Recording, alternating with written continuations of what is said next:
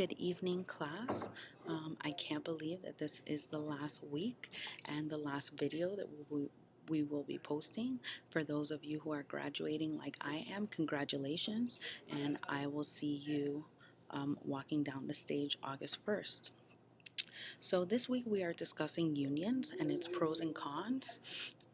Unions are very politicized, and each item, which can be considered a pro or a con, uh, can be considered a pro by one person, can be considered a con by the other.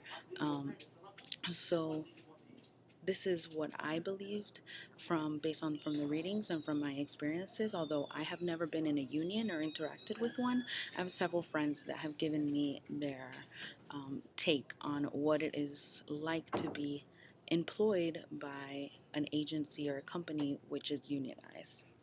So one of the first cons that I listed is union dues.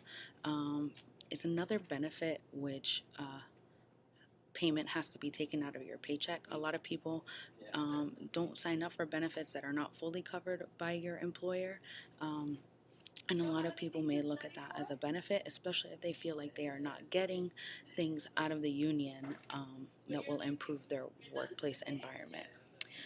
Also, this is a con because of the label of right to work. So in Florida, we're a right to work state, and that means several different things, one of which being that joining a union is not a requirement of your employment.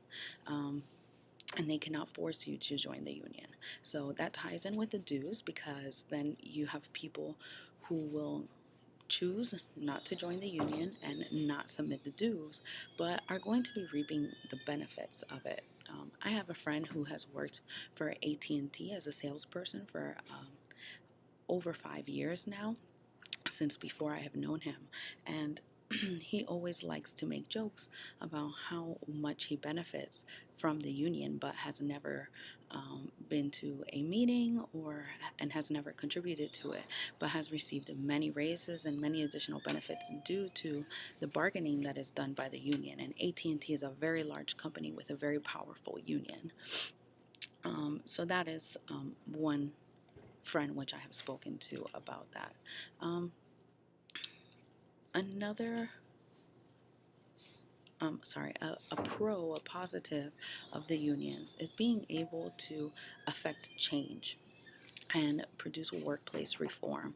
So I had another classmate who is a firefighter, and for the city of Hialeah, I believe, and he was somewhat involved in the union, not heavily involved, but he was part of it, and they were able to change the schedule rotation in order to get more time off at once.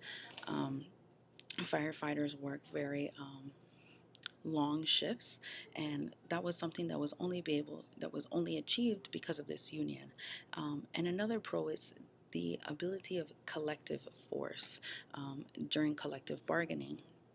So the more people you have saying this is the change that we need to see, the more weight that argument is going to have, and the more chances of that change being implemented. In the end, like I said, each of these items can be seen as a pro or a con. This is just my opinion based off of the experiences that I have heard and off of the readings. And in the end, I really do believe that unions wouldn't be necessary if employers simply treat their staff and their employees well and give them the salaries and the benefits that they deserve. That concludes my video for this week. Have a good day, everyone.